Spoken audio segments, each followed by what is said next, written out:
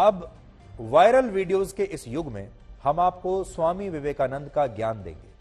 क्यों देंगे? क्योंकि आज स्वामी विवेकानंद की 160वीं जयंती है। अगर वो जीवित होते तो आज 160 वर्ष के होते। और आज के दिन को हमारे देश में राष्ट्रीय युवा दिवस के तौर पर मनाया जाता है। यानी आज का जो दिन है ये युवाओं का दिन है। युवाओं को शायद पता भी नहीं होगा। इसलिए आज हम अपने देश के इन करोड़ों युवाओं को बिना इंटरनेट वाला ज्ञान देंगे। लेकिन इसके लिए आपको थोड़ी देर के लिए अपना मोबाइल फोन और वीडियो गेम्स पॉज करने पड़ेंगे। कानों से ईयरफोन हटाना होगा ताकि आप हमारी बात ध्यान से सुन सके, क्योंकि यह बात आपको किसी न्यूज चैनल पर कोई बताएगा नहीं। और रात में 9 बजे प्राइम टाइम शो में स्वामी विवेकानंद के बारे में बात करने की हिम्मत हमारे अलावा कोई करेगा नहीं।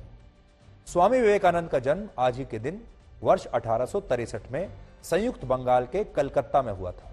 और वो संत रामकृष्ण परमहंस के शिष्य थे और उनका जीवन और उनके सिद्धांत युवाओं के लिए बहुत बड़ी प्रेरणा माने जाते हैं। आज उनके बारे में कुछ नई नई जानकारी हम आपके लिए लाए हैं जिससे आप सीख सकें। इसलिए अगर आपके घर में कोई युवा हैं, छात्र हैं, तो उन्हें आज का यह विश्लेषण जरूर दिखाइए। यह हमने उन्हीं के लिए बनाया है। एक बार एक व्यक्ति ने जोर देकर स्वामी विवेकानंद से पूछा कि यह कैसे पता चलेगा कि युवा कौन होता है।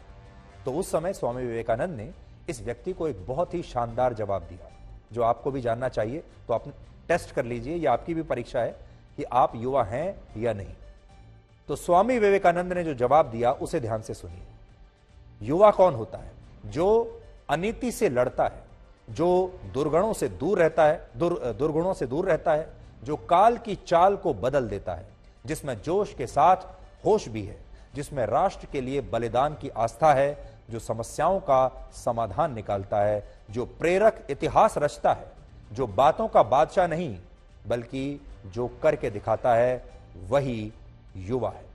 अब आप देख लीजिए, अगर ये सारी बातें आप पर लागू होती हैं तो आप भी युवा हैं, और अगर ये चीजें आप पर लागू नहीं होती हैं तो माफ कीजिएगा, हो सकता है उम्र आपकी जरूर युवाओं वाली होगी लेकिन आप युवा नहीं हैं। जिन युवाओं में राष्ट्र के लिए बलिदान की आस्था नहीं है या जो प्रेरक इतिहास रचने के लिए प्रयास भी नहीं करते, ऐसे लोगों को स्वामी विवेकानंद युवा नहीं मानते थे। जिस दौर में स्वामी विवेकानंद अपने जीवन के शिखर पर थे, उस दौर में भारत अंग्रेजों का गुलाम था। और गुलाम भारत की युवा पीढ़ी को संबोधित करते हुए एक बार स्वामी विवेकानंद ने कहा था, उठो, जागो और तब तक नहीं रुको जब तक लक्ष्य प्राप्त ना हो जाए। तुम जो सोच रहे हो उसे अपनी जिंदगी का विचार बनाओ, उसके बारे में सोचो, उसके लिए सपने देखो, उस विचार के साथ जियो।